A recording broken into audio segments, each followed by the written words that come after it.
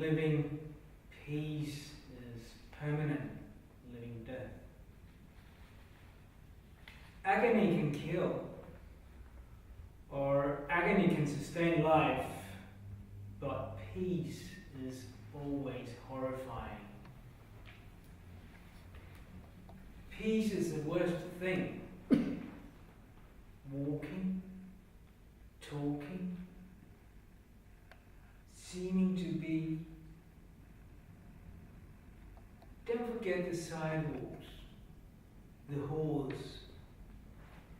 betrayal, the worm in the apple, the bars, the jails, suicides of lovers. Here in America, we have assassinated a president and his brother. Another president has quit office. People who believe in politics are like people who believe in God. They are sucking wind through bench straws. There is no God. There are no politics. There is no peace.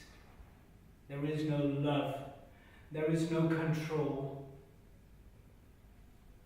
There is no plan. Stay away from God. Remain disturbed.